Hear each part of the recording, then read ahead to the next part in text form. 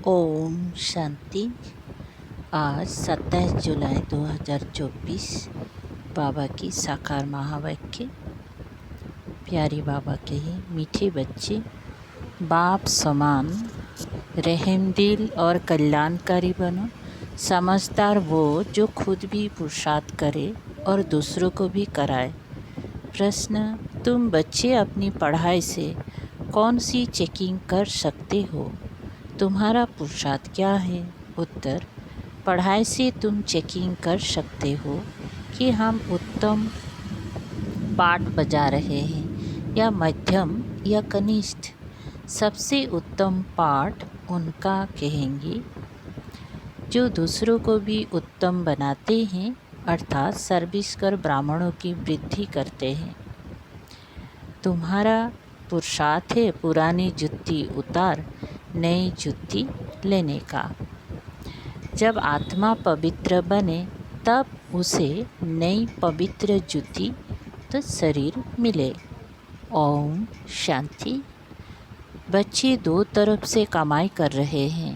एक तरफ है याद की यात्रा से कमाई और दूसरी तरफ है 84 के चक्र के ज्ञान का सिमरन करने से कमाई। इसको कहा जाता है डबल आमदनी और अज्ञान काल में होती है अल्पकाल क्षणभंगुर सिंगुल आमदनी। यह तुम्हारे याद की यात्रा की आमदनी बहुत बड़ी है। आयु भी बड़ी हो जाती है, पवित्र भी बनते हो, सभी दुखों से छूट जाते हो।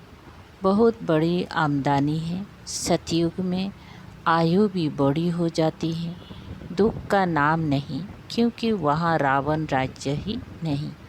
अज्ञान काल में पढ़ाई का अल्पकाल का सुख रहता है और दूसरा पढ़ाई का सुख शास्त्र पढ़ने वालों को मिलता है। उनसे फॉलोअर्स को कुछ फ़ायदा नहीं। फॉलोअर्स तो है भी नहीं, क्योंकि वो तो ना ड्रेस आदि बदलते ना घर बार छोड़ते, तो फॉलोअर्स कैसे कह सकते? वहाँ तो शांति पवित्रता सब है। यहाँ अपवित्रता के कारण घर घर में कितनी अशांति होती है। तुमको मौत मिलती है ईश्वर की। अभी तुम अपने बाप को याद करो, अपने को ईश्वरीय गवर्नमेंट समझो, परंतु तुम हो गुप्त। दिल में कितनी खुशी होनी चाहिए। अभी हम हैं श्रीमत पर, उनकी शक्ति से सतु प्रधान बन रहे हैं। यहाँ तो कोई राज्य भाग्य लेना नहीं है। हमारा राज्य भाग्य होता ही है नई दुनिया में। अभी उसका मालूम पड़ा है। इन लक्ष्मी नारायण के 84 जन्मों की कहानी तुम बता सकते हो।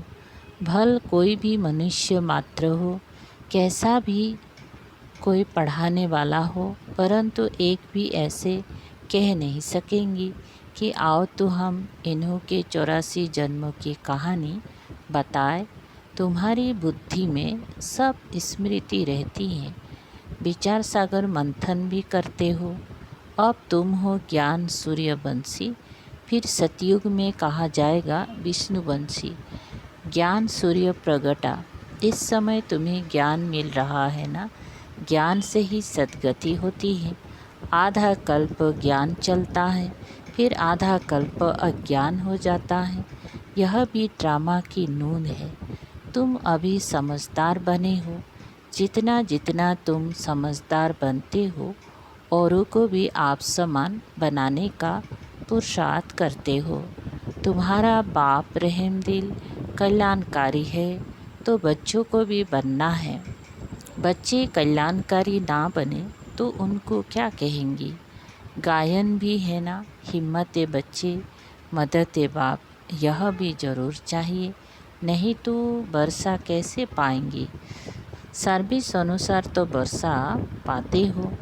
ईश्वरीय मिशन हो ना, जैसे क्रिश्चियन मिशन इस्लामी मिशन होती है, वो अपनी धर्म को बढ़ाते हैं।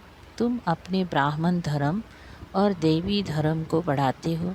ड्रामा अनुसार तुम बच्चे ज़रूर मददगार बनेंगे। कल्प पहले जो पाठ बजाया था वो ज़रूर बजाएंगे। तुम देख रहे हो तुम देख रहे हो हर एक अपना उत्तम माध्यम कनिष्ठ पाठ बजा रहे हैं। सबसे उत्तम पाठ वो बजाते हैं जो उत्तम बनाने वाला है। तो सभी को बाप का परिचय देना है और आदि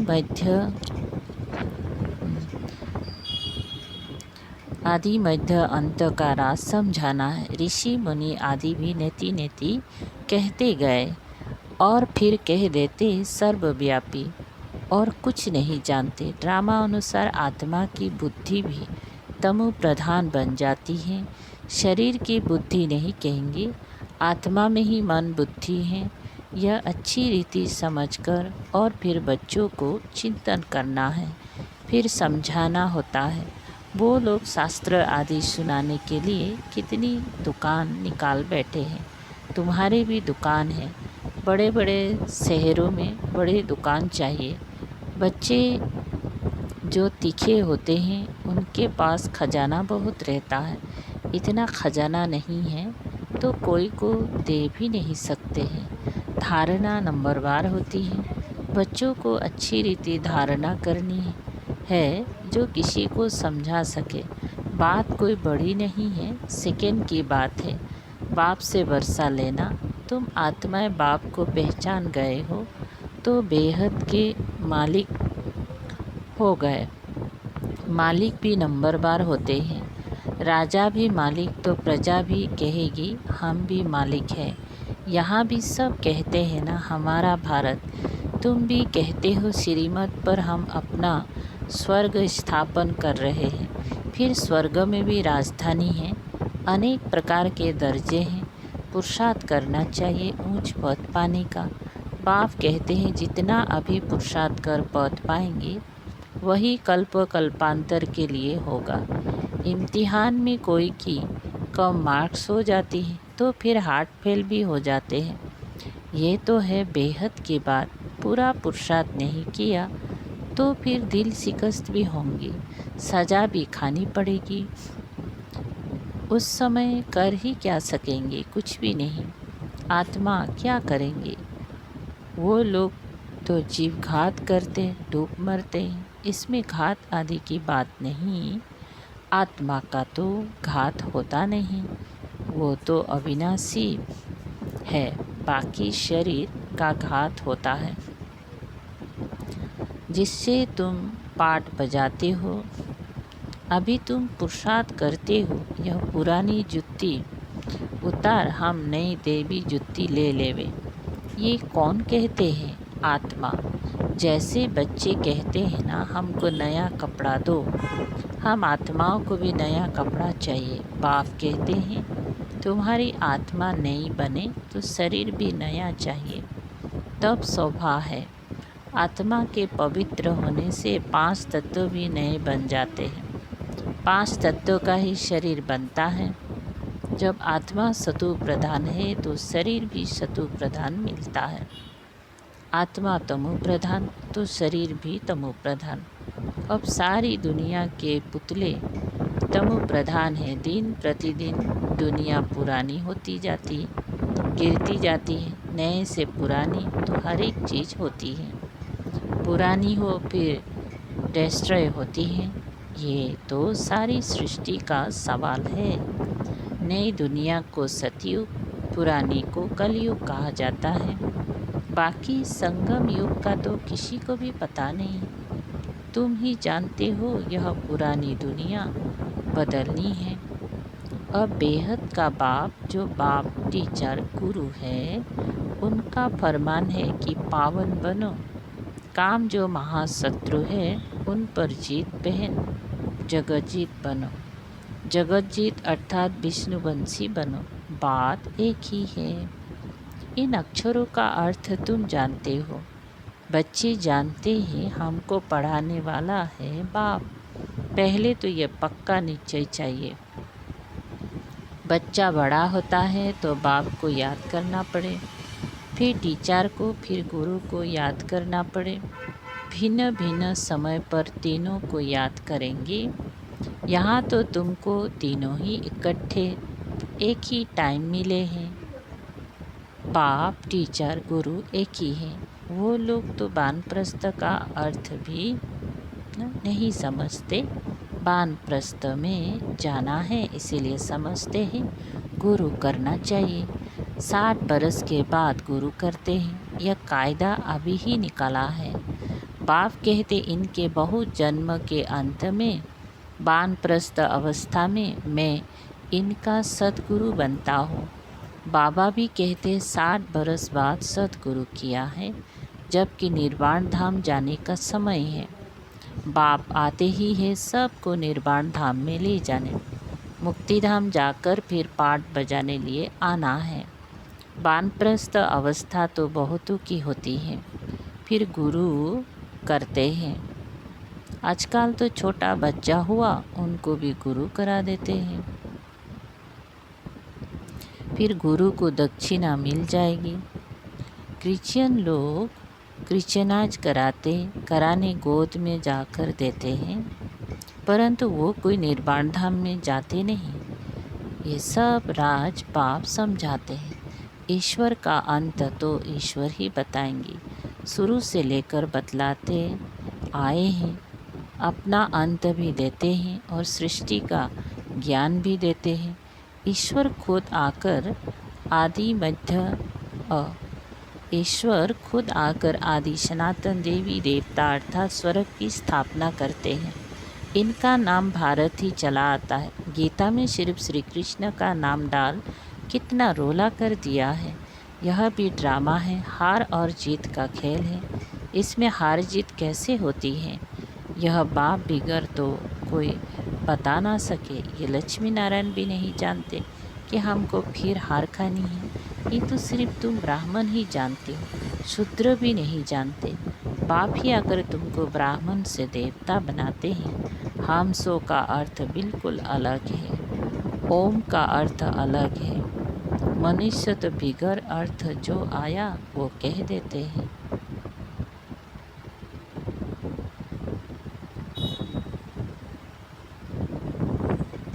अभी तुम जानते हो कि कैसे नीचे गिरते हैं फिर चढ़ते हैं। यह ज्ञान अभी तुम बच्चों को मिलता है।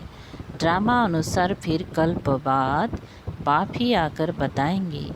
जो भी धर्म स्थापक है वो आकर फिर अपना धर्म अपने समय पर स्थापन करेंगे।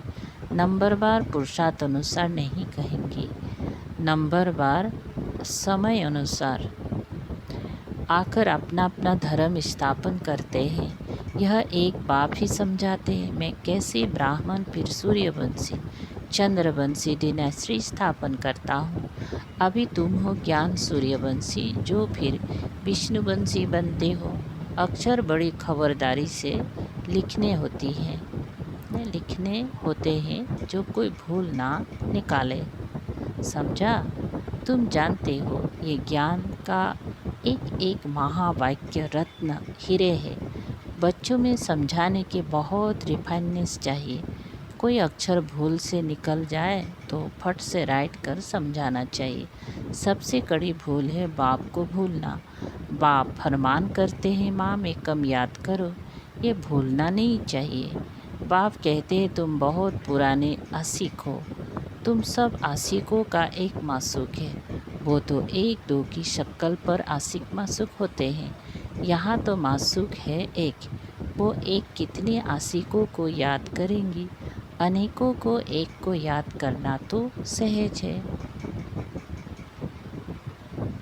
एक कैसे अनेकों को याद करेंगे। बाबा को कहते हैं बाबा हम आपको याद करते हैं, आप हमको याद करते हैं। अरे याद तुमको करना है पतित से पावन होने के लिए। मैं थोड़ी पतित हूँ जो याद करूँ। तुम्हारा काम है याद करना, क्योंकि पावन बनना है। जो जितना याद करते हैं और अच्छी रीति सर्विस भी करते हैं उनको धारणा होती है। याद की यात्रा बहुत डिफ़िकल्ट है, इसमें ही युद्ध चलती है, बाकी ऐसे नहीं कि 84 का चक्र तुम भूल जाएंगे। ये कान सोने का बर्तन चाहिए, जितना तुम याद करेंगी उतनी धारणा अच्छी होगी, इसमें ताकत रहेगी। इसीलिए कहते हैं याद का जौहर चाहिए। ज्ञान से कमाए हैं, याद से सर्व शक्तियाँ मिलती हैं। नंबरवार तलवारों में भी नंबरवार जौहर का फ़र्क होता है। वो तो है स्थूल बातें, मूल बात बाप एक ही कहते हैं। अल्प को याद करो, दुनिया के विनाश के लिए यह एक एटॉमिक बॉम्ब जाकर रहेगा और कुछ नहीं। उसमें ना सेना चाहिए ना कैप्टन। आजकल तो ऐसा बनाया है जो वहाँ बैठे बैठे बॉम्ब छोड़ेंगे। तुम यहाँ बैठे बैठे राज्य लेते हो, वो वहाँ बैठे सबका विनाश करा देंगे। तुम्हारा ज्ञान और युग उनका मौत का समान इक्वल हो जाता है। यह भी खेल है। एक्टर्स तो सब है ना। भक्ति मार्ग पूरा हुआ, बाप ही आकर अपना और रचना के आदि मध्य अंत का परिचय देते हैं। अब बाप कहते व्यर्थ की बातें तुम नहीं सुनो। इसीलिए हियर नो एविल इसका चित्र बनाया है। आगे बंदर का बनाते थे, अब मनुष्य का बनाते हैं, क्योंकि सूरत मनुष्य की है परंतु सीरत बंदर जैसी है, इसलिए भेंट करते हैं। अभी तुम किसकी सेना हो? शिव बाबा की। बंदर से तुमको मंदिर लायक बना रहे हैं। कहाँ की बातें कहाँ ले गए? बंदर कोई पुल आदि बांध सकता है क्या? ये सब है दंत कथाएं। कभी कोई पूछे शास्त्र को तुम मानते हो? बोलो वाह, ऐसा कौन होगा जो शास्त्र को नहीं मानेगा। हम सबसे जास्ती मानते हैं। तुम भी इतना नहीं पढ़ते हो जितना हम पढ़ते हैं। आधा कल्प हमने पढ़े हैं। स्वर्ग में शास्त्र भक्ति की कोई चीज़ नहीं होती। कितना सहज बाप समझाते, फिर भी आप समान बना नहीं सकते। बच्चों आदि के बंधन के कारण कहाँ निकल नहीं सकते। यह भी ड्रामा ही कहेंगे। बाप कहते हैं सप्ताह 15 दिन कोर्स ले, फिर आप समान बनाने लग जाना चाहिए। जो बड़े बड़े शहर है कैपिटल में घेराव डालना चाहिए, तो फिर उनका आवाज़ निकलेगा। बड़े आदमी बिगर कोई का आवाज़ निकल ना सके, ज़ोर से घेराव डालो तो फिर बहुत आएंगे। बाप के डायरेक्शन मिलते हैं ना। अच्छा, मीठी मीठी सिकल दे बच्चों प्रति मात पिता बाप दादा का याद प्यार और गुड मॉर्निंग। रूहानी बाप की रूहानी बच्चों को नमस्ते। हम रूहानी बच्चों की रूहानी बाप दादा को याद प्यार गुड मॉर्निंग और नमस्ते।